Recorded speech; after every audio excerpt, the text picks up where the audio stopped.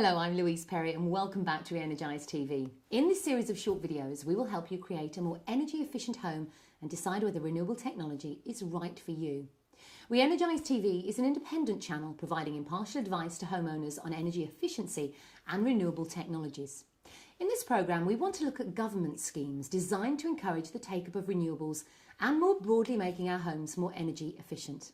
I'm joined by Adam Newson of Re-Energise. Thank you for joining us again. Pleasure. Now, how is the government helping homeowners with their energy bills? Because it certainly doesn't set the energy tariffs that they pay. And what is the bigger picture with the policies behind this? No, they certainly don't set the tariffs, as I'm sure they would like to. But the bigger picture is an interesting one because one has to ask the question, why is government doing anything at all? And it's doing things for a couple of reasons. Firstly, there are some pretty significant EU targets that the government is obligated to meet.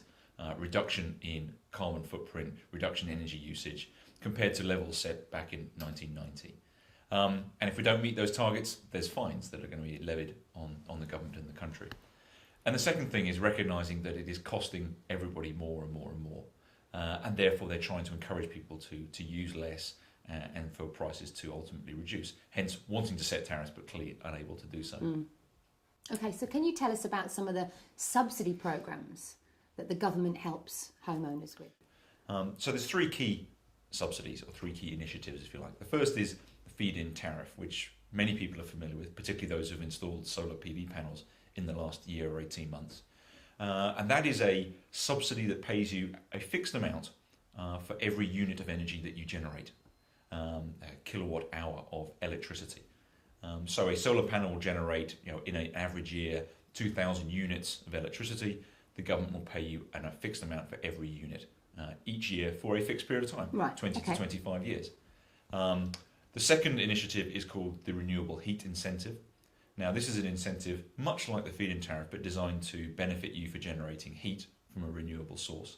And again, pays you for every unit of energy, unit of heat you generate through a biomass heating system or a ground source heat pump or a solar thermal system for generating hot water.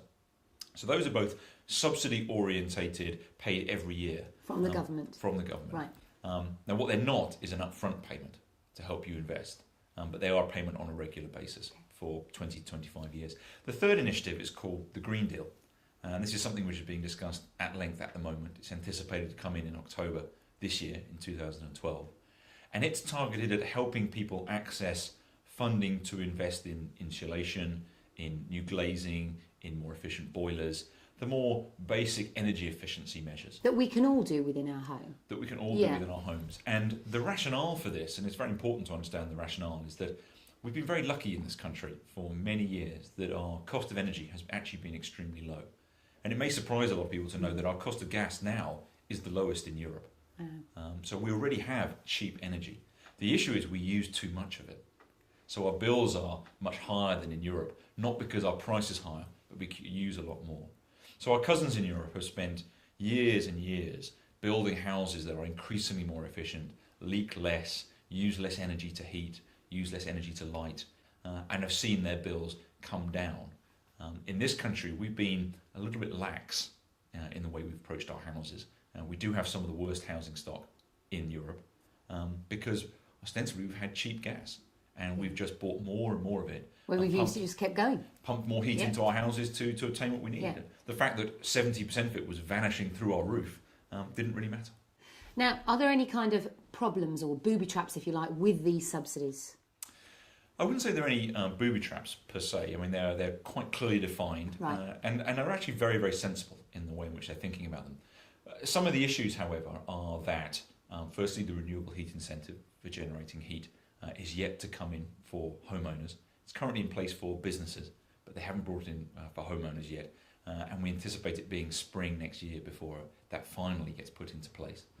The Green Deal is not yet in place. No. That's coming in October, as I mentioned. Yeah. Replacing some schemes that exist already, but that will come in at that time. And the feed-in tariff has had some issues in the last few months as government has sought to reduce the level of the subsidy, which on the face of it seems like an inappropriate thing to do and not very encouraging to the industry and to homeowners. But the reality is that the level of subsidy had been set assuming a price and cost of equipment set of a number of years ago. And of course, prices always come down as more people get involved in the industry and more people buy, so the price comes down. And that wasn't reflected in the level of subsidy. So many people had gone from receiving a great return to an extraordinary return, and government felt that perhaps that was a little too high. Thank you very much for that, Adam. So Adam, tell me what we're going to be talking about next time on the programme. The next thing we're going to talk about is financing. Which is a big issue for a lot of people. It is a big issue. And actually it's probably one of the biggest constraints to the take-up of energy efficiency and renewable technology in the UK at the moment, and the lack of financing. Okay, look forward to it. Now, if you found that useful and you want to ask Adam any questions, then we've placed his Twitter and LinkedIn contact details on the video page. Plus, you can download notes from this interview. I look forward to you joining us for the next part of the series.